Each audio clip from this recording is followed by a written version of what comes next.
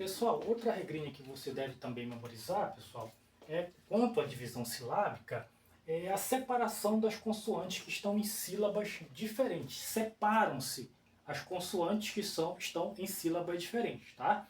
Isso também é mais uma regrinha. Olha só que é o exemplo, a palavra apto, por exemplo, né? Eu tenho duas consoantes que estão juntinhas, olha, uma da outra, o P e o T. Na hora da separação silábica, de acordo com a regra, elas se separam, tá? Porque a regra diz, separam-se consoantes em sílabas diferentes. Olha a palavra advogado. Advogado, observe que eu tenho a letra D e a letra V. Elas se separam no momento da divisão silábica. Olha, letra D e a letra Z, né? De acordo com a nossa regrinha. A palavra aspecto.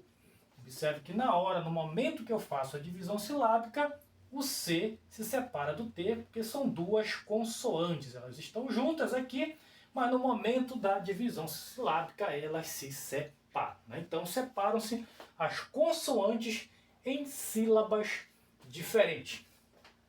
Outra regrinha que você tem que memorizar, anotar no seu caderno e ficar estudando constantemente para você não esquecer.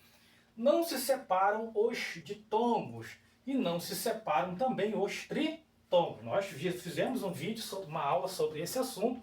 Revisita essa aula lá para você entender, para não perder tempo.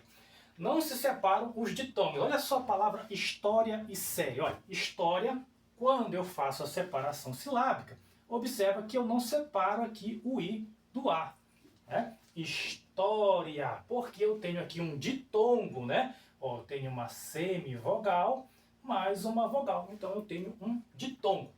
A banca UNB, gente, ela aceita essa separação aqui que eu vou fazer, ó, história. Isso vai depender muito da banca, tá? Alguns gramáticos aceitam essa separação aqui.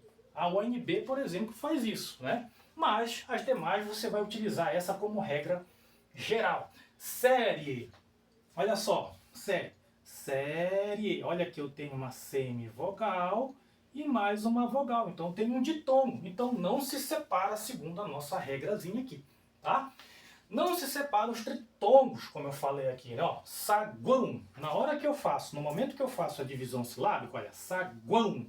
Eu tenho o quê? Um tritongo. Olha que eu tenho uma semivogal, saguão, né? Eu tenho uma vogal.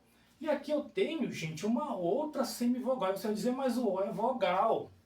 Mas observe que na hora que eu pronuncio, que eu falo, uso aqui a fonética, vamos dizer assim, ó, saguão, o O sai com som de U, gente, né? E o U é uma semivogal. Quando nós vemos um assuntozinho chamado de fonética, algumas observações, vai dar para entender melhor isso aqui, né? Mas quando eu pronuncio, ó, saguão, não sai com som de O. Observe a palavra pães, por exemplo. Pães. Você não pronuncia pães, o E. O E sai com som de I, ó. Pães, não é verdade? Então o I é como se fosse uma semivogal. Isso é muito importante entender esse aspecto aí dessa parte de fonética, tá? Saguão. Então eu tenho uma semivogal, uma vogal e uma semivogal, então não se separa os tritongos de acordo com a nossa regrinha básica. Paraguai, mesma coisa, ó. Paraguai. Eu tenho aqui, ó, uma semivogal, eu tenho uma vogal e aqui eu tenho uma semivogal, né? Eu tenho o quê?